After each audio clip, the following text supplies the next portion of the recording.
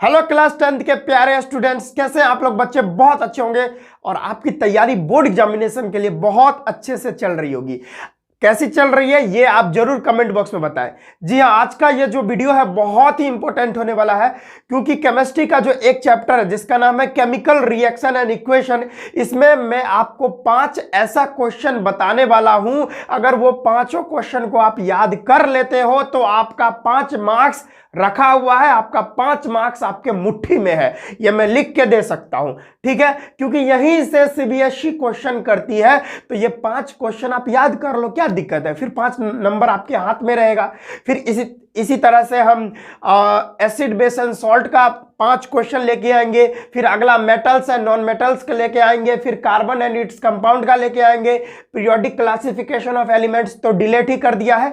इस तरह से हम फिजिक्स का भी हर एक चैप्टर्स का 5 ही, ज्यादा नहीं भाई, बहुत रिसर्च करके ये वीडियो आप तक लाता हूं।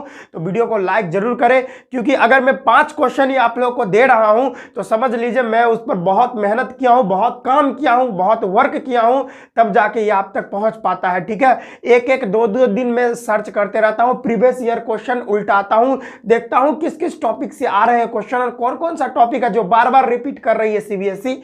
वही क्वेश्चन को मैं पकड़ता हूं और यहां पे लाता हूं आपके लिए। तो यह वीडियो बहुत इंफॉर्मेटिव होने वाला है, और इसी तरह का इंफॉर्मेटिव वीडियो देखना चाहते हैं तो मेरे चैनल को सब्सक्राइब कर ले, ताकि नोटिफिकेशन जो आपके पास सबसे पहले पहुंचे। तो देखिए, हम अभी फिलहाल में केमिकल रिएक्शन एंड इक्वेशन जो चैप्टर है केमिस्ट्री क्लास 10th का, उसमें ये 5 क्वेश्चन मैं आपके सामने लेके आया हूं। अगर इस 5 क्वेश्चन को आप याद कर लेते हैं तो 5 नंबर आपके मुट्ठी में आ जाएगा, ये मैं दावे के साथ कहता हूं। क्या है, पहले आप क्या करो, आपको तो बैलेंस करना आता ही होगा। केमिकल इक्वेशन को बैलेंस कैसे करते हैं बच्चा बच्चा जानता है, और आपके सर आपको जरूर पढ़ाए होंगे। तो 2-4 ऐसा केमिकल इक्वेशन है जिसको आप क्या करना, बैलेंस करना सीख लेना। वैसे तो आपको बैलेंस करना आता ही है, तो ये टॉपिक तो आपको आता ही होगा। तो आपको भाई बैलेंसिंग करना आना चाहिए। और किस टाइप का बैलेंस भाई? वर्ड इक्वेशन वाला बैलेंस करना आना चाहिए। कैसे भाई? वर्ड इक्वेशन सर क्या होता है, कैसे, मैं एक तरह से बता देता हूं कि when magnesium react with oxygen then magnesium oxide is formed, ये वर्ड में लिखा हुआ है। तो इसको पहले आपको इक्वेशन के फॉर्म में लिखना पड़ेगा, तब जाके उसको बैलेंस करना पड़ेगा। तो ये अगर आप कर लेते हो तो 1 नंबर तो यहीं से आपका उठ गया है ना, समझ में? मतलब ये 2 नंबर का, वैसे 1 ही नंबर का बैलेंस करने वाला पूछता है, तो ये तो आपका क्लियर हो जाएगा। फिर देखिए, और ये जो केमिकल रिएक्शन एंड इक्वेशन है ना, इससे सीबीएसई 5 नंबर का क्वेश्चन करती है। फिक्स है भाई, इसे 5 नंबर का क्वेश्चन आता ही आता है, तो इसको आप कर लेंगे बढ़िया से। दूसरा क्वेश्चन है कॉम्बिनेशन रिएक्शन से। पूरा कॉम्बिनेशन रिएक्शन में बहुत सारा रिएक्शन है ना, उसमें बहुत सारा रिएक्शन आप देखोगे। सारे रिएक्शन आप लोगों को नहीं पढ़ने हैं, कुछ ही ऐसे रिएक्शन है जो आपको पढ़ने हैं। जैसे ये रिएक्शन जो है, ये रिएक्शन CaO प्लस H2O, ये दोनों आपस में कंबाइन करने के बाद कैल्शियम हाइड्रोक्साइड और हीट प्रोड्यूस करते हैं। और हीट जैसे ही आ गया तो ये किस प्रकार का रिएक्शन है? ये है एक्सोथर्मिक रिएक्शन। तो आप एक्सोथर्मिक रिएक्शन और इंडोथर्मिक रिएक्शन भी देख ही लेना, है ना, समझ में आया? और हम लोग जानते हैं ये जो रिएक्शन लिखा हुआ है, यानी ये जो इक्वेशन है, यह एक कैसा रिएक्शन है भाई? यह एक एक्सोथर्मिक रिएक्शन है, बिकॉज वी नो दैट कि here we can see that heat is producing, that's why this reaction is exothermic reaction, है ना। एक और होता है ये मैग्नीशियम वाला, ये Mg plus O2 it gives MgO, है ना। जब हम मैग्नीशियम के रिबन को बर्न करते हैं ऑक्सीजन के प्रेजेंट में, तो जलाने से पहले मैग्नीशियम के रिबन को हमको क्लीन क्यों करना पड़ता है, साफ क्यों करना पड़ता है? ये भी एक क्वेश्चन में ऐड करना चाहूंगा। इस क्वेश्चन को भी आप करके जाए। एनसीईआरटी का ये डायरेक्ट एनसीईआरटी में दिया हुआ है, तो ये क्वेश्चन एनसीईआरटी का है, तो देखी के ही जाए, बहुत इंपॉर्टेंट। तो कॉम्बिनेशन रिएक्शन से ये वाला और ये वाला दोनों आप देख के जाएंगे, बहुत इंपॉर्टेंट है। आगे बढ़ते हैं डिकम्पोजिशन रिएक्शन के तरफ। डिकम्पोजिशन में भी आपको सारे याद करने की आवश्यकता नहीं है, क्योंकि अभी समय नहीं है। अगर समय रहता, 5-6 महीना समय रहता, तो हम पूरा सिलेबस पढ़ते।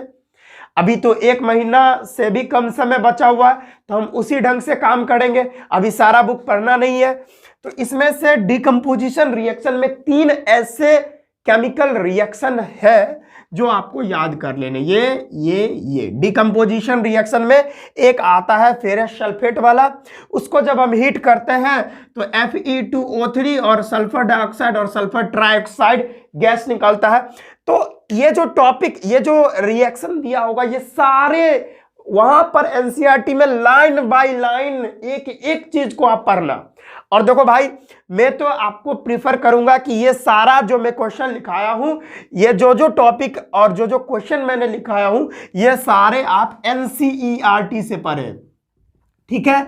ये सारे आपको एनसीईआरटी से पढ़ने हैं, तभी आपको फायदा होने वाला है ना, और समय भी बचेगा और जल्दी से आपका सिलेबस भी कंप्लीट होगा, है ना।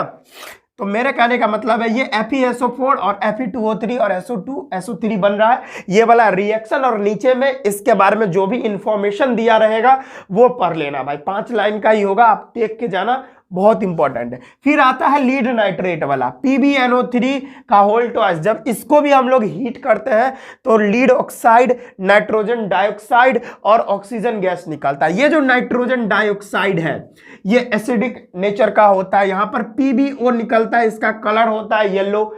ये सारा चीज आपको दिया रहेगा वहां पर, तो ये सारा इंफॉर्मेशन को आपको पढ़ना है, ठीक है। फिर ये वाला रिएक्शन AgCl वाला, यह एक कैसा रिएक्शन है, ये फोटोलाइटिक डिकम्पोजिशन वाला है। ये वाला दोनों थर्मल डिकम्पोजिशन का है। तो ये जो फोटोलाइटिक डिकम्पोजिशन, जब हम AgCl में लाइट पास करवाते हैं, जब सनलाइट जाता है तो ये Ag और Cl2 में कन्वर्ट हो जाता है। ये सारे रिएक्शन को मैं बैलेंस नहीं किया हूं, आप लोग कर लेना, है ना। तो ये भी जो रिएक्शन है ये भी बहुत इंपॉर्टेंट है। तो ये तीनों का रिएक्शन याद होना ही चाहिए, और उसके साथ साथ इससे जुड़ा, इससे संबंधित जितना भी बात वहां एनसीईआरटी में लिखा होगा, सारे बातों को आप लोग गौर करेंगे और पढ़ लेंगे, बढ़िया से याद कर लेंगे उससे, क्योंकि यहीं से सवाल करता है सीबीएसई।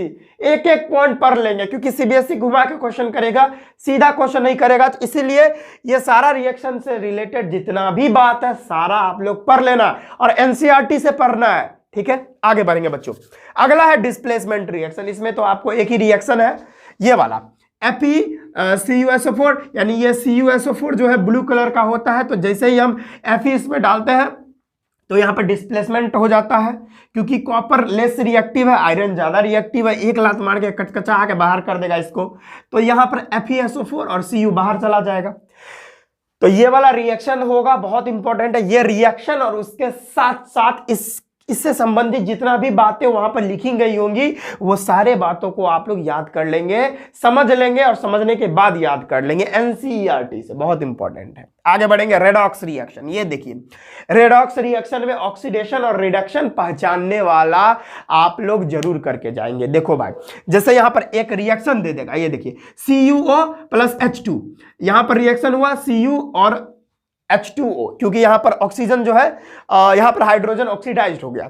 तो मेरे कहने का मतलब यहां पर यह है कि इसमें जो है आपको पूछ देगा कि कहां पर ऑक्सीडेशन हो रहा है, यानी कौन सा सब्सटेंस ऑक्सीडाइज्ड हुआ है, कौन सा सब्सटेंस रिड्यूस हुआ है, यहां पर कौन सा सब्सटेंस जो है ऑक्सीडाइजिंग एजेंट होगा और कौन सा सब्सटेंस रिड्यूसिंग एजेंट होगा।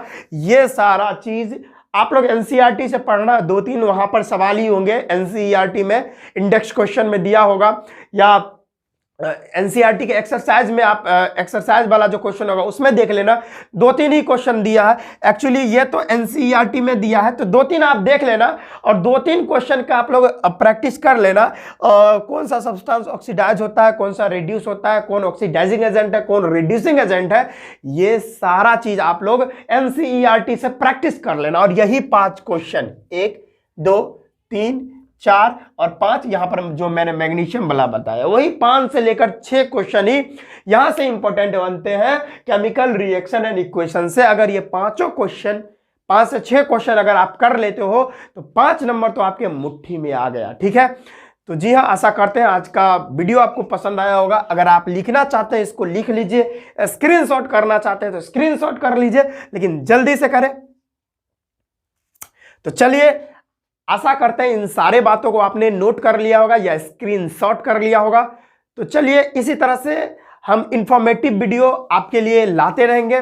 अगर वीडियो अच्छा लगा तो अपने दोस्तों को जरूर शेयर करें जो इस बार 2023 में सीबीएसई का बोर्ड एग्जामिनेशन देने वाले हैं, तो जरूर उनको शेयर करें। तो चलिए, अगर वीडियो अच्छा लगे तो सभी को भेजे भाई, जितने दोस्त हैं आपके। ऐसा नहीं कि भाई इतना अच्छा कंटेंट मिल रहा है तो आप खुद ही मतलब उसको यूज करो और किसी को भेजो नहीं, ये गलत बात हो जाएगा। सभी को भेजे, और अगर वीडियो अच्छा लगा तो चैनल को सब्सक्राइब कर लें और लाइक भी कर दे भाई, अगर आपको अच्छा लगा है तो। अगर अच्छा लगा है तभी कीजिएगा, ठीक है, जबरदस्ती वाली बात नहीं, अगर अच्छा लगा तभी कीजिए, ठीक है। तो आज के इस वीडियो में बस इतना ही रखते हैं, हम मिलते हैं नेक्स्ट वीडियो में। तब तक के लिए जय हिंद, वंदे मातरम, राधे राधे, जय श्री राम।